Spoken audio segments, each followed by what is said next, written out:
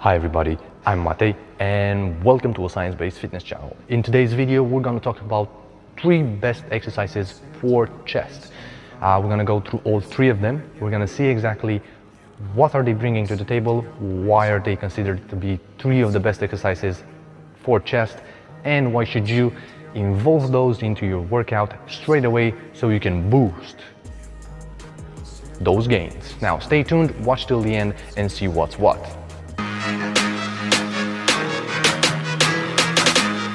Every time I hear people talking about working out their chest, everybody's talking about pec major or the sternal head and about the pec minor or the clavicular head. Everybody's forgetting about 2 other muscles that are synergic with the ones I've just mentioned before and really important in stabilizing and controlling, helping you control the movement, right? When you're having that weight above you, these 2 muscles that I'm gonna tell you now are helping you a lot with stabilizing and pulling back your scapula so you can maintain proper technique while bench pressing or dumbbell pressing, right? So I'm talking about the serratus anterior, which is on the most lateral side of your chest. So it's like right here, it's the one that we flex like this. And then the other one is right underneath your collarbone. It's called claviculus. So these 2 muscles are important when you bench press. You might not be aware of them, but they're doing their job nonetheless because they are following biomechanics. They don't necessarily follow your train of thoughts or the muscles that you actively concentrate while bench pressing. On top 3 best exercises for chest, the first one I'm going to talk about is decline barbell bench press. With this one, it's really good. With this one, you get a lot less shoulder rotation, which is basically a way of saying that your shoulders are gonna stay healthier and able to train for a longer period of time, which is basically what everybody wants, to train a lot more without injuries, right? Because we know that's a bummer. Anyway, the second thing is that EMG machines show that the tension from your shoulders is actually moved into your pec major or the sternal head. And when you work out chest, if you ask me, I want to work out chest, not chest and shoulders in the same exercise. Make sense? It's really good for your lower back as well. So in that decline position, the tension is not present into your lower back as it is when you're doing, let's say, horizontal bench press. You might not feel it, but it's there. With declined bench pressing, your lower vertebrae are safe and they're not, there's no tension on them because the tension, it goes straight into your arms, chest, and then into the bench. You might say it's the same with horizontal bench press, but I'm just gonna counter that with, no, it's not. Because when you're bench pressing correctly, that is, you have this hyperextension because you need to retract your scapulas.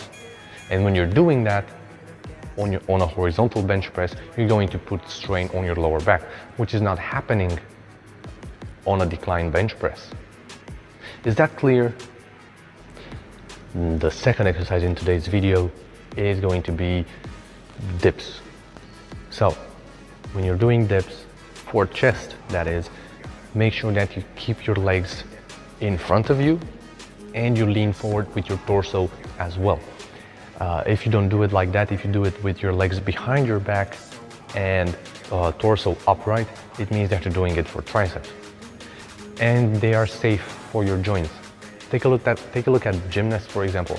They've been doing those for like God knows how many years, and they've got strong and functional as well chest muscles, and they've got no problem with their shoulders.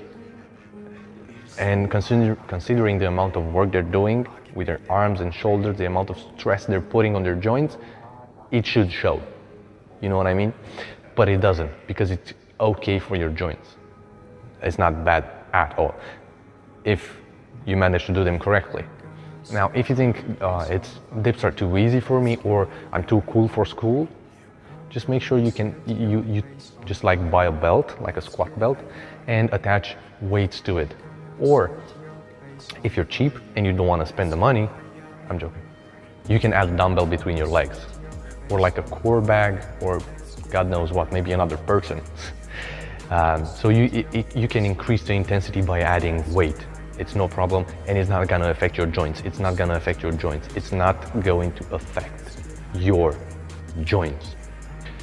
Our third and final exercise in our top 3 best exercises for chest is going to be incline dumbbell chest press. For this one, right at the beginning, I want to mention the fact that it's important for how long have you been training. If you're just starting with training, it's important that you do it in the beginning when you're rested, so that you can really get into the technique, so that your body can learn it, so that you can easily or more easily adjust to it. But if you're experienced, it makes sense if you want to do it at the end as well. It just depends on how much weight you want to use for this exercise, because if you do it in the beginning, you're going to use more weight because you're rested. If you do it at the end, you're going to use less weight because you're a lot more tired, or you should be, right? The other thing I want to talk about when it comes to inclined dumbbell chest press is the fact that doing this exercise in time will allow you to be a lot more mindful of your chest, because your shoulders will be able to stabilize and control the movement by themselves without you putting that much thought into it. That's why this exercise is really good for your chest, and also because for most people, upper chest or clavicular head is a lot harder to activate, and biomechanics works amazing and does most of the job. That was my top 3 best exercises for chest. Thank you guys so much for watching. This is part 1 of the video. I hope you managed to watch it till the end. Drop a comment below, drop a subscribe below, and a few likes as well. Check out my channel for other videos. Thank you so much for watching, and I'll see you guys online.